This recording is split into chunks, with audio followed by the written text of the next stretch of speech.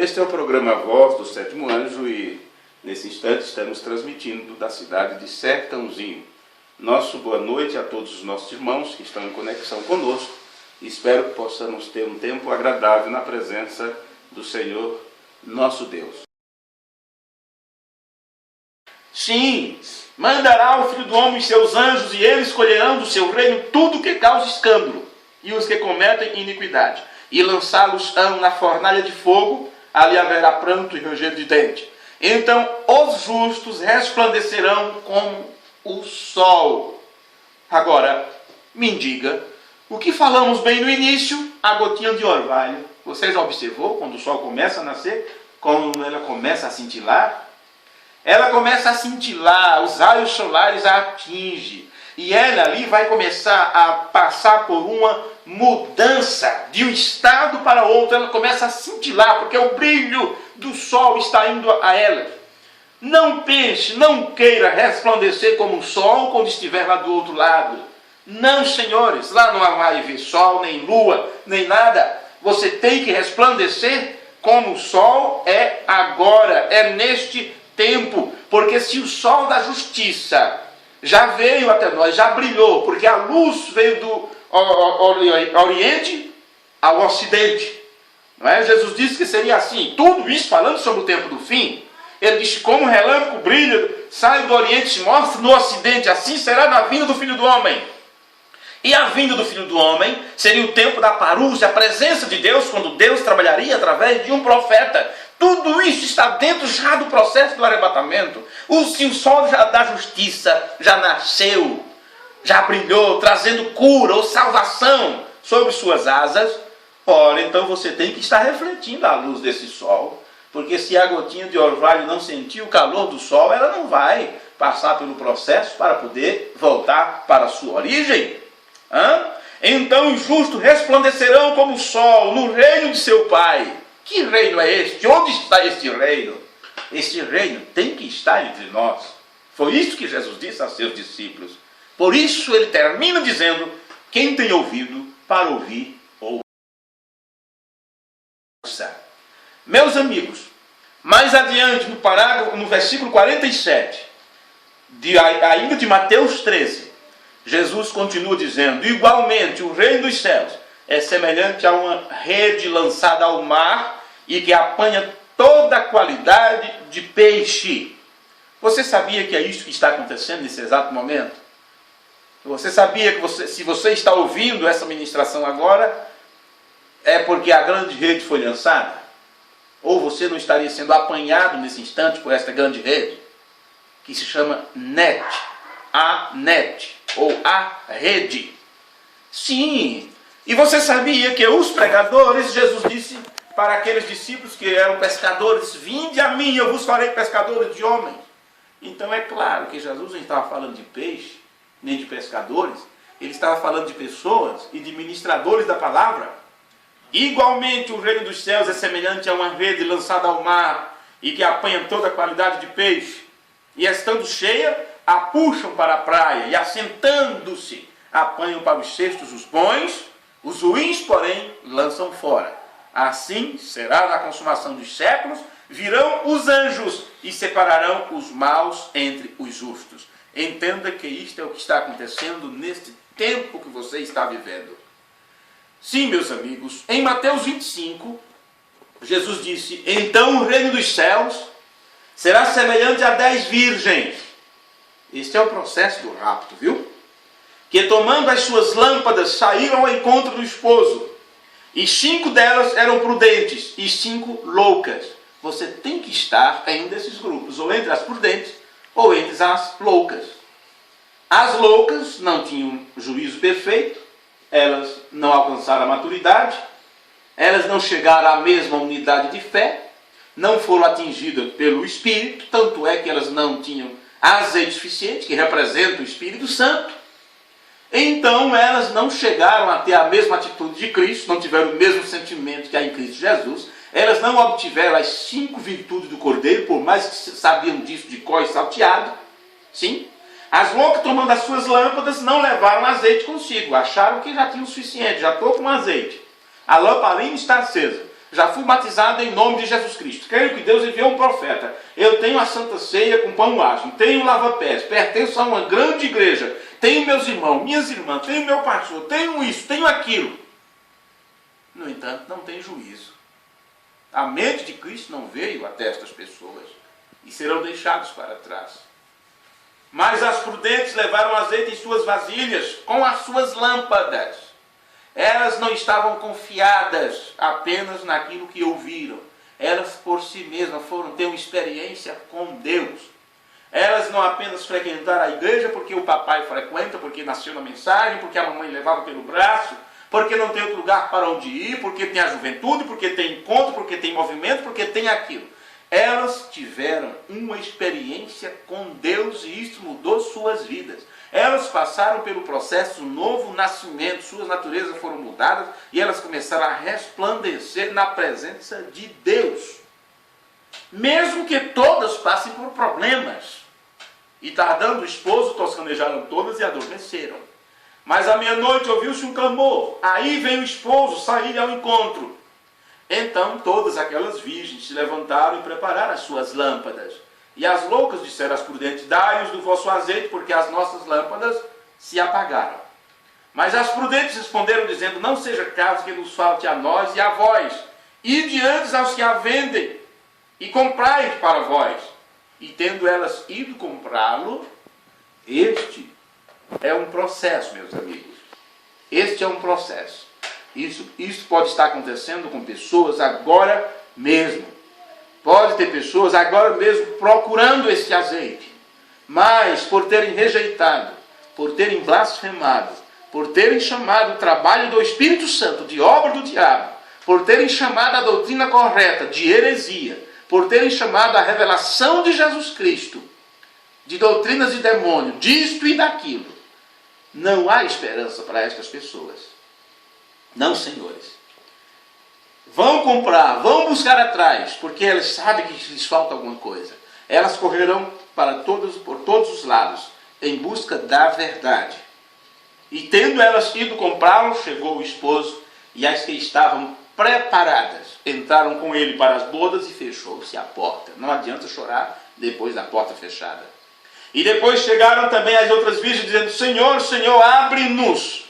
Só depois do arrebatamento é que muitos vão compreender, vão dizer, realmente aquilo era verdade. Realmente eles estavam certos. Eu estava enganado com multidão, sendo que eu vi o William Branham falar tantas vezes que seria uma minoria, seria um pequeno grupo.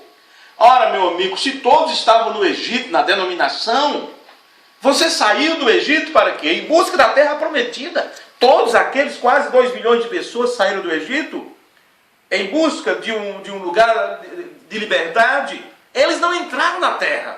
Eles morreram pelo deserto. Sim, daquela grande multidão só entrou 2. E por que vamos nos enganar e pensar que esta grande multidão que saiu da denominação, que todos irão no arrebatamento? Não, senhores, uma parte é virgem nécia.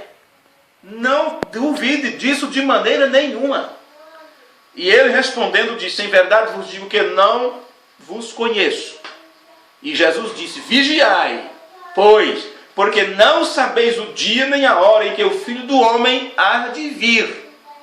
E o Filho do Homem veio, meu amigo. Talvez você esteja colocando essa escritura para a segunda vinda de Cristo, quando ele vir nas nuvens, quando ele vir nos ares. Ora, ele está falando sobre o Filho do Homem. E o Filho do Homem, você sabe muito bem, é um ofício que se repetiria nos últimos dias. Filho de Deus, Filho do Homem, Filho de Davi. Filho do Homem, Filho de Deus, Filho de Davi. E você sabe que no ministério de Jesus, essas 3 coisas aconteceram. No tempo do fim, isto se repete também. Porque durante as eras, teve a manifestação do Filho de Deus, ou seja, durante o período do Senhor Jesus Cristo, como Cordeiro sangrento, como aquele que fica no lugar estabelecido por Deus, senta-te à minha direita até que eu ponha os inimigos debaixo dos teus pés. Neste período do Espírito Santo aqui na terra realizando um trabalho, este é chamado de período do Filho de Deus, é na dispensação das eras. no milênio, filho de Davi. Mas o profeta diz que entre uma coisa e outra, entre o ministério de filho de Deus e o ministério do filho de Davi, se repete outra vez o ministério do filho do homem. Então você entende que o ministério do filho do homem, ou o período de tempo que Deus manifestaria sua presença, utilizaria um profeta na terra, revelaria os mistérios, entregaria todo o plano para nós. Você percebe que é neste período que Jesus disse: vigie, porque o Filho do Homem há de vir, entregará a revelação, as virgens prudentes se prepararão, se encherão de azeite, e as outras ficarão toscanejando, ficarão achando que está tudo bem. Vigiai, pois, porque não sabeis o dia nem a hora em que o Filho do Homem há de vir. Agora, eu li até aqui as palavras de Jesus no livro de São Mateus. Nós poderíamos colocar o processo do rapto para muitos lugares, como as cartas de Paulo. Sim, para 1 Tessalonicenses capítulo 1, versículo 7. De modo que fostes exemplo para todos os fiéis na Macedônia e Acaia. Você diz, o que é isso? Tem a ver com o rapto? Agora aqui está dizendo que essas pessoas foram exemplos. E não pode os nascidos de novo não serem pessoas de exemplo, de vida cristã. Porque por vós soou a palavra do Senhor, não somente na Macedônia e Acaia, mas também em todos os lugares a vossa fé para com Deus se espalhou, de tal maneira que já dela não temos necessidade de falar coisa alguma, porque eles mesmos anunciam de nós qual a entrada que tivemos para convosco, e como dos ídolos vos converteste a Deus, para servir o Deus vivo e verdadeiro. Veja, você já se converteu dos ídolos para Deus? Ou você ainda coloca diante de Deus a sua igreja, a sua religião, o seu ministério, o seu pastorado, ou seja o que for, a ponto de ouvir o homem e não ouvir a palavra de Deus? Como é? Você já se converteu para servir ao Deus vivo e verdadeiro? Agora, se você não sabe quem é este Deus vivo e verdadeiro, então ainda falta conversão, falta um novo nascimento. E é para aqueles que não conhecem o verdadeiro Deus, Jesus deu a dica. Ele diz para que conheçam a ti só, com o único Deus verdadeiro, e a Jesus Cristo, a quem enviaste. Agora, se você coloca Jesus como sendo o verdadeiro Deus, e não cumpre as palavras de Jesus, e não conhece o verdadeiro Deus que Jesus veio apresentar para nós, que é seu Pai, então como pode você ser convertido? Você ainda é um adorador de ídolo, porque está colocando um Deus diante de Deus. William Brandt diz: você estará quebrando a palavra, você está tirando, deslocando a palavra, se você faz de Jesus a palavra, porque a palavra é o próprio Deus. Sim, meus amigos, e sabe como Paulo conclui? Depois que ele diz que você tem que se converter dos ídolos para servir ao Deus vivo e verdadeiro, ele diz: e esperar dos céus a seu Filho, a quem ressuscitou, ou a quem Deus ressuscitou dentre os mortos, a saber, Jesus. Talvez você não saiba que o Filho de Deus é Jesus, talvez você não saiba que Jesus foi ressuscitado pelo seu Pai, talvez você não saiba que Jesus orava a um que o podia livrar da morte. E foi a leitura que fizemos no início de São João 12, onde Jesus orou a Deus para o livrar da morte. Uma vez que você se converte dos ídolos para o Deus vivo, para servir o Deus vivo e verdadeiro, então você está no caminho correto e pode esperar dos céus ao Filho de Deus. Vê? E esperar dos céus a seu Filho, a quem ressuscitou dentre os mortos, a saber, Jesus, que nos livra da ira futura. E como Jesus nos livra da ira futura, nos tirando desta terra que entrará em uma grande hecatombe. Sim, isto é o rapto. E essas são advertências de Paulo, são advertências do profeta de Deus, onde ele diz: Deus está nos advertindo de um tremor de terra, que ele logo fará em grande escala. Ele vai explodir e agitar este mundo amaldiçoado pelo pecado, meu irmão e minha irmã. E há somente um lugar que pode resistir a estes choques, e este é no aprisco do Senhor Jesus. E eu quero suplicar-lhes, enquanto a misericórdia de Deus está disponível a vocês, que vocês deem toda a sua vida, sem qualquer reserva, a Jesus Cristo, o qual, como fiel pastor, salvá-los-á, cuidará de você, e apresentá-los-á sem qualquer culpa na glória, com muitíssima alegria. Este é o processo. Agora imagine você apresentando você sem qualquer culpa na glória. Como você vê isto? Como você vê este quadro? Jesus disse: aquele que me confessar diante dos homens, eu também o confessarei diante de meu Pai e dos seus santos anjos. William Branham falou sobre Daniel Cury. Vocês conhecem o que ele pregou no sermão à igreja e sua condição, onde Jesus se apresenta como advogado, que é o que ele é, diante do juiz, e diz: Pai, lá na terra Daniel Cury foi por mim, ele ficou do meu lado, ele me defendeu, e aqui eu estou em defesa dele. Então tudo que ele fez de errado, pegue toda a sua conta, e pode lançar sobre mim.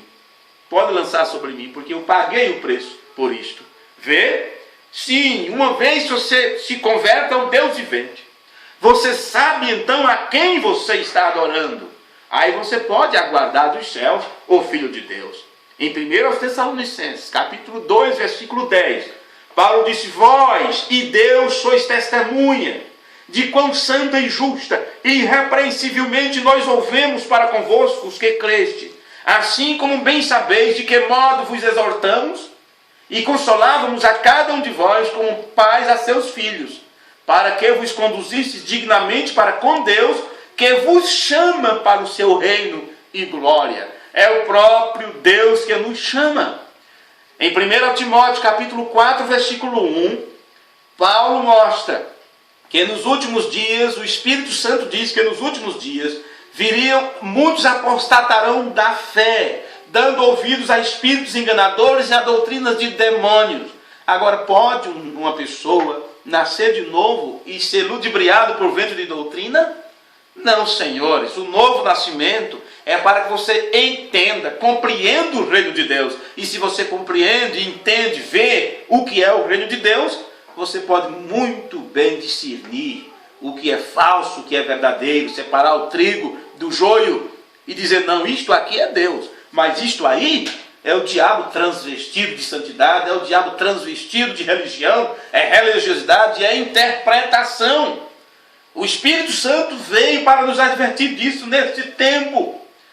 Por isso, disse Paulo em Hebreus 6:1, deixando os rudimentos da doutrina de Cristo, prossigamos até a perfeição. Por isso pregamos da forma que pregamos, porque estamos dando para as pessoas uma lição extraordinária. Não é mais ensinar você a cobrir a letra do abecedário. Não é mais fazer junção entre o U e o cacho de uva, entre o O e o ovo. Isto é para criança que ainda não sabe ler nem escrever. Mas se você já está alfabetizado, se você já passou por sequências no aprendizado, então é tempo de deixar de lado os rudimentos da doutrina de Cristo e prosseguir até se tornar maduro no conhecimento.